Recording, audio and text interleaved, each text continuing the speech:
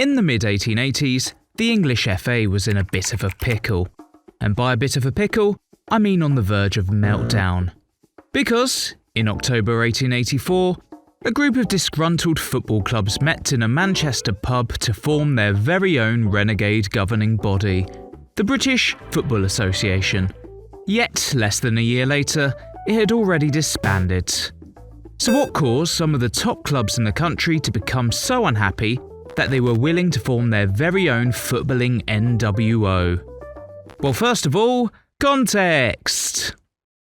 The Football Association, or FA, was formed in London in 1863, during a time when the sport was dominated by well-to-do amateurs. The beautiful game was essentially an old boys' network, playing for the love of the game or something. In those days, being a professional, i.e. getting paid to play, was seen as downright ew. The kind of thing that might entice the working classes into the sport and ruin its gentlemanly spirit. The FA's official stance was strictly anti-professional, echoing a Victorian obsession with amateurism, epitomised by clubs like Corinthian FC, who prided themselves on fair play and sportsmanship. Squares. The Football Association Challenge Cup, first competed in 1871, was dominated in its first decade by posh-sounding clubs like Old Etonians, Royal Engineers, and of course the slightly less upmarket but still very swanky Wanderers. Not Bolton. However, throughout the 1870s, social changes across the country took place that would kickstart the game in the industrial north, and finally allow those commoners some enjoyment in their life.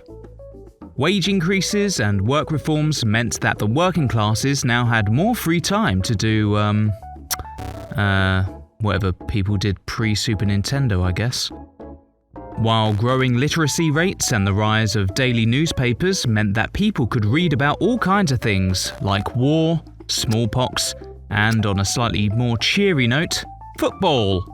The 1870s saw an explosion in popularity of the beautiful game in working-class towns and cities across the country, particularly in places like Lancashire and Yorkshire. Localised administrators and competitions began to form, which would have caught the eye of the posher southern clubs that were more content with the game being kept to a more sophisticated clientele. And then there was Glasgow. If the growth of football in the north of England had been an explosion, then the rise of the game in Glasgow was a much bigger, perhaps supernova-sized boom. Throughout the 19th century, people rushed to Glasgow as it rapidly became the shipbuilding and engineering capital of the country. The city's population had more than doubled from 300,000 to 630,000 in the 40-year period between 1841 and 1881. By the turn of the century, it'd be close to 1 million. With the surplus in leisure time came a surplus of working-class men looking for something to do that didn't involve drinking themselves to death on a Tuesday, though there was still plenty of that happening. Glasgow was fertile ground for football. In 1867, a group of privately educated young professionals founded Queen's Park Football Club, and they would soon be joined by other clubs like Rangers, Partick FC, Clyde FC, Clydesdale FC, and third, you don't need to have watched the first two, Lanark. The city went football mad.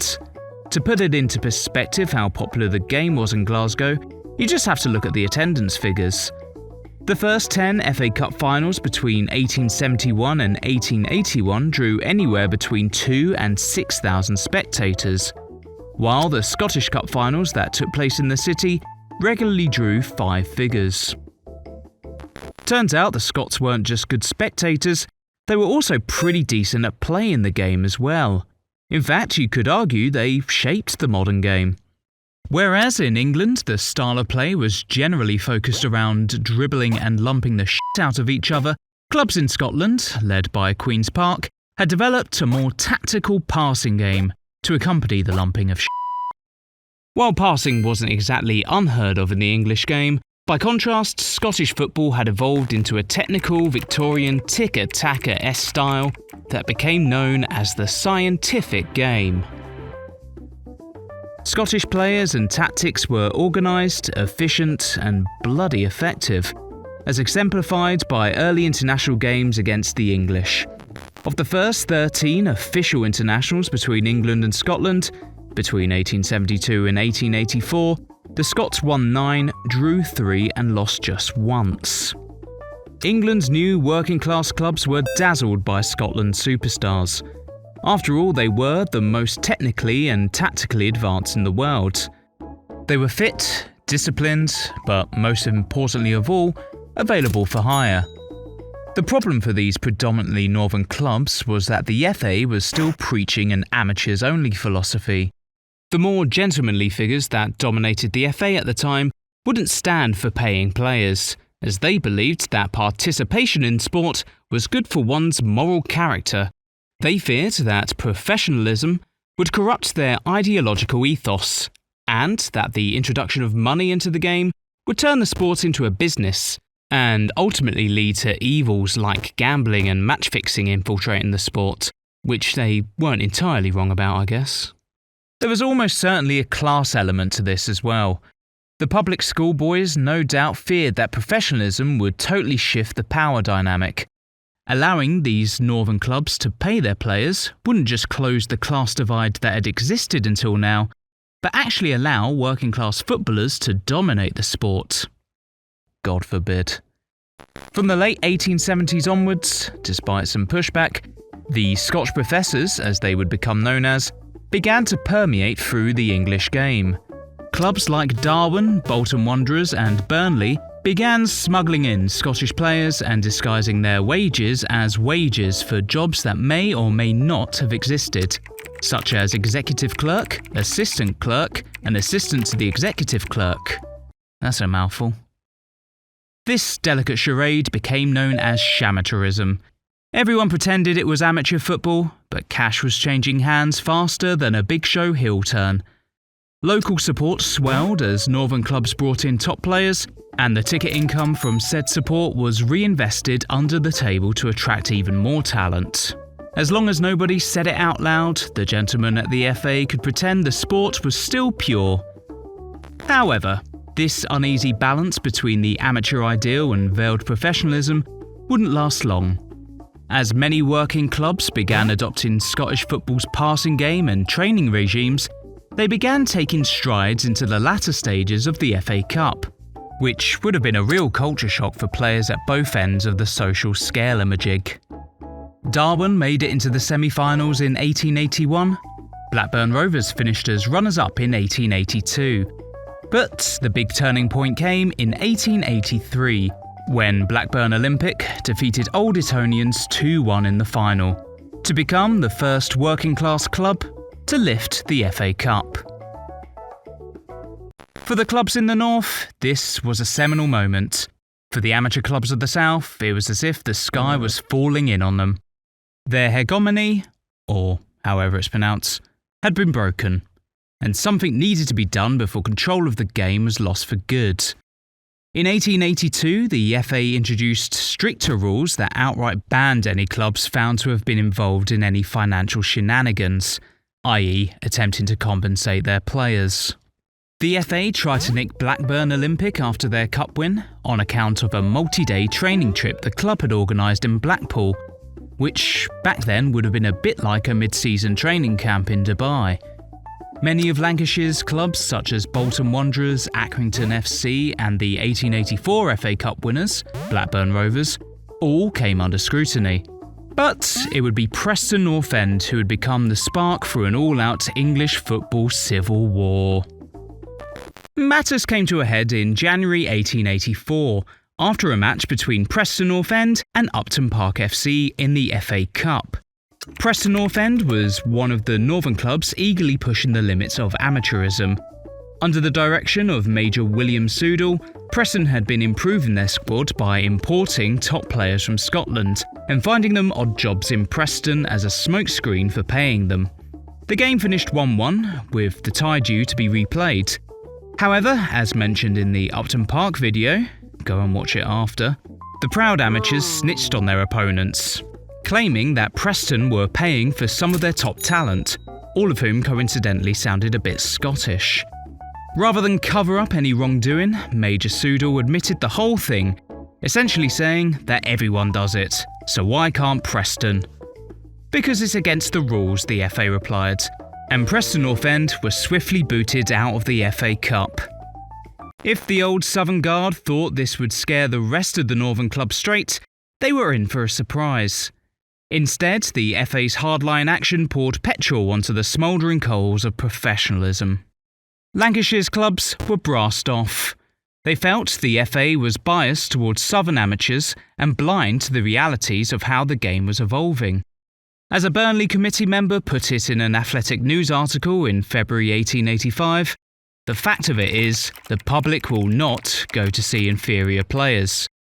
During the first year, we did not pay a single player, and nobody came to see us. Plastics. If the FA wouldn't allow them to play with their best players, then maybe they didn't need the FA at all. And when in summer 1884, when the FA forced clubs to list any non-native players, a way of saying we know you're paying them, it was time for these disgruntled clubs to make their move. On October 23, 1884, representatives from various clubs in Lancashire gathered in the Bay Horse Hotel in Blackburn to plan resistance to the new FA rules. 30 representatives of 13 clubs decided it was time to form their very own renegade football association, under the title the British Football Association, led by representatives from Bolton Wanderers, Great Lever, Burnley, Accrington, Clitheroe, and of course, Billy Soodle from Preston North End. The BFA sent out a telegram, or whatever people used instead of WhatsApp, to every club in England and Wales, inviting them to join this new rebel alliance at the Dog and Partridge Boozer in Manchester the following Thursday. 37 teams answered the call, and representatives met on October 30th, 1884, to put shape to the Big Friendly Association and create a path for professionalism in the English game. I say English because to call it the British FA was somewhat of a stretch. The vast majority of the clubs were from Lancashire, with only Aston Villa, Sunderland and Walsall Swifts coming from outside the area, though they still represented some of the best supported clubs in the country. The Football Association were clearly rattled. Just days after the northern clubs had organised themselves, the FA suspended the new importation rule that had threatened the Lancashire clubs, as well as agreed to form a committee to discuss the issue of professionalism. This underlined a fairly seismic change of heart from the Football Association, who, just a year earlier, were doing everything in their power to keep professionalism out of their game. Now, they were folding quicker than that cheap tent I bought from Sports Direct for Reading 2008. Still, there were those within the FA that did see where the game was going. Charles Alcock, the FA secretary and innovator of the neckbeard, along with Arthur Kinnard, had proposed legalisation of professionalism a year earlier, but was shot down by his peers. Now it was down to them to find a solution that pleased everyone, which wouldn't be straightforward. On the 19th of January 1885, the Football Association met for the first time since the formation of the BFA at the Freemasons' Arms in Holborn. Mr. Alcock initially proposed that professionals should be eligible so long as they were born within 12 miles radius of the club's ground or headquarters, or had lived in the area for at least 2 years. To say the room was divided would be somewhat of an understatement. Opinions on the amateur-professional debate varied wildly across the spectrum. The usual suspects in Lancashire were in favour of the resolution, while even a number of southern clubs backed the plan, possibly because they didn't want to distance themselves any further from the BFA. While on the other side of the divide, the Birmingham Association, represented by the devoutly Christian Charles Crump, argued, perhaps a bit too dramatically, that professionalism would cause a complete breakdown of footballing morality. They would have men selling their services to the highest bidder and earning as much in a few hours as they could in a week. They consequently would have many days of idleness which would be hurtful morally. Vice President of the Sheffield Football Association, William Pierce Dix, aside from having an unfortunate name, claimed that paying players would harm them in the long run, as footballers could not hope to last more than 5 or 6 years, which, to be fair, is a similar line I take in my Football Manager saves. The Scottish FA said they were suspicious of professionalism, the Welsh FA said it would destroy them, and Harry Walker-Chambers of Sheffield FC essentially said that the British FA was a big bluff, and the Football Association should just carry on without them. By the time of voting, the vocal amateur zealots had done enough. The proposal on professionalism didn't receive the 2/3 majority it needed to pass. But it wasn't dead in the water. The vote was essentially 50-50. Considering where the needle was a year earlier, momentum was swinging towards professionalism. Another meeting came and went in March, with the vote narrowly missing out by 106 votes to 69, but it would be third time's the charm for the British Football Association. In July 1885, the FA legalised professionalism in the English game, allowing teams to compensate their players so long as they were born within 6 miles of the club's HQ or had lived in the area for 2 years. The British Football Association disbanded. Its mission was complete. The English FA had legalised professionalism, and the Lancashire clubs no longer had a reason to sneakily pay their players under the table. The age of Shamateurism was over. The age of pro-professionalism was nigh now.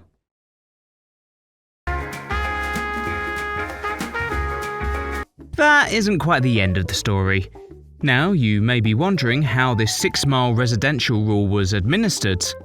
Well, it wasn't really. In a pre-digital, pre-council tax, pre-deposit scheme that I'm still waiting on for a resolution but definitely not bitter about world, it was difficult to enforce. In May 1888, less than 2 years after the implementation of the new professional rules, the Athletic News claimed that there had been at least 20 breaches of the residential requirements that had either gone undetected or unpunished. Rather than tighten up, the FA just ignored the issue and quietly scrapped the 6-mile residential requirements in 1889, just in time for the Football League.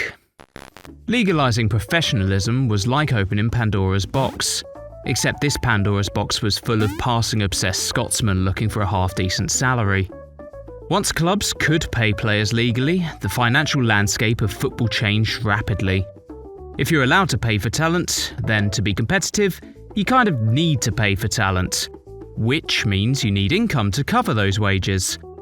A single knockout cup competition, the FA Cup, and a bunch of loosely organised friendlies wouldn't keep the coffers full, and clubs soon felt the pinch.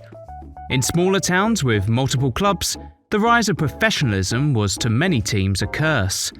Clubs like Blackburn Olympic couldn't compete in this new footballing world. And in 1889, the first non-posh, non-southern team to win the FA Cup was dissolved, sucked into a footballing-shaped fiscal black hole. What football really needed was more games and more revenue streams, which sounds oddly familiar. Enter William McGregor, a Scottish draper turned Aston Villa footballing director. McGregor looked at the ad hoc state of fixture making in the mid-1880s and saw an opportunity. In March 1888, just a couple of years into the professional era, McGregor wrote to several leading clubs suggesting his big idea.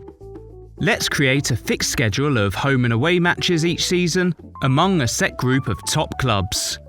Thus, in March 1888, the Football League was born, with 12 founding members from the Midlands and the north of England, representing some of the top clubs in the country. Preston North End won the inaugural league title, going the whole league season unbeaten in doing so, and the rest is history.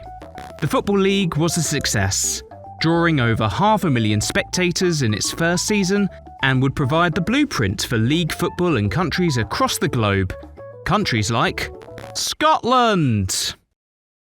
Rather than embracing the change they were witnessing in the south, the Scottish FA tried to resist a while longer than the English did.